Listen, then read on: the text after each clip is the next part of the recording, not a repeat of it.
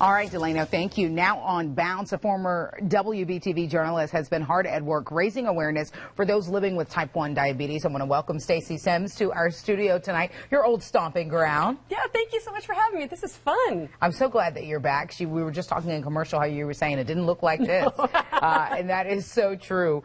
First, I want to talk about your podcast that you have. It's called Diabetes Connection. So first, talk a little bit about that. Sure. Well, I was here at WBTV from 1999 for a few years as a health reporter. Okay. And then I was at WBT Radio just down the hall, still doing health reports and hosting. And when I left, I really missed that.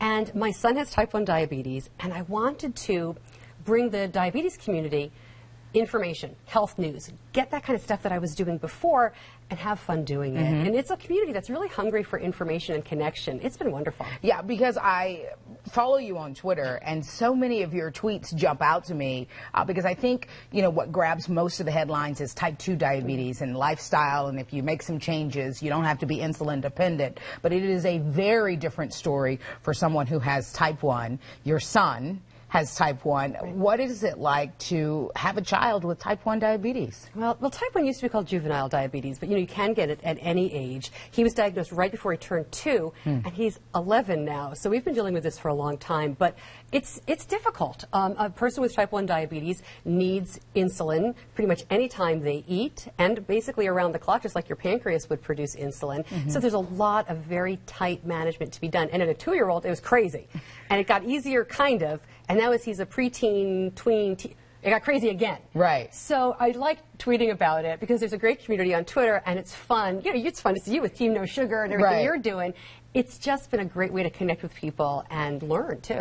Yeah, I mean, some of your tweets, like, hit me, like, right bullseye. I'm like, wow. You know, when you think about the things that you deal with, I think the one that I saw most recently was he had a pump that needed to be changed, or a needle, or... That's right. That was right before bedtime. So we've used an Animas insulin pump since my son was 2.5 years old, and it is fantastic. But the way an insulin pump connects to your body, it has to get under the skin. The insulin has to get under there. It has to infuse. So it goes in with a needle. The needle goes in and comes out and leaves behind a tiny cannula under the skin for the insulin. Well, we do that every 3 days. We change that at home. It's not a port like you do at the hospital, but it's a painful needle. And even though he's been doing it since he was 2, still not fun. It still hurts. And right before bedtime was kind of an unplanned one. So yeah, we put that on Twitter. I'll come back to Animas in a moment. But you are very active with the Charlotte chapter of the Juvenile Diabetes Research Foundation. Talk a little bit about the group and how you lend support to JDRF. Well, thank you for saying that, but I think they lend support to me and to the families with type 1 because they are not only, in my opinion, the best place to donate because of the research they're doing for better technology and someday a cure. We just had the big Charlotte area walks that we've done every year. They have great events. But they also have started really bringing families together. And when you have type 1 in a kid or an adult, it can be very isolating because people don't understand, you know, I can eat that, but I need to take insulin. Or my pump's not a pager. We were at the airport, you know, to remove your cell phone, young man, you know. It's an insulin pump. So JDRF has been wonderful in that way. I've been on their board, was on their board for many years. Yeah. And the American Diabetes Association does a wonderful summer camp that my son has gone to for many years. There's a lot of great community support here.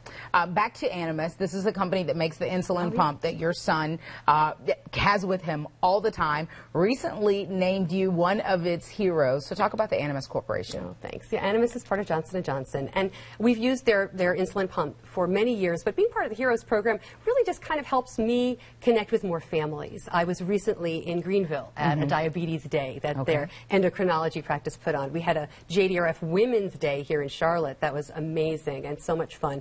And that gives me the chance to just kind of tell our story and talk about the experience of a child diagnosed so young and now really pretty much very independent, but wearing the insulin pump. And Animas has just come out with a new pump called the Vibe that is approved for kids as young as 2 that we're checking out. It's got some integration with continuous glucose monitoring that we're trying, so really cool stuff. All right. You can learn more about the Animas Heroes program by logging on to WBTV.com, the Web Extra section right there on the homepage, folks. Stacy Sims, thank you so much for being here tonight and for shedding light on a topic that I think is always there, but it's not in the forefront if it's not affecting you or someone you know and love. Well, I really appreciate it. And connection is so important with type 1. It can be really isolating. Thanks for the opportunity. You're welcome, Stacy. It's good to see you. Delano. All right.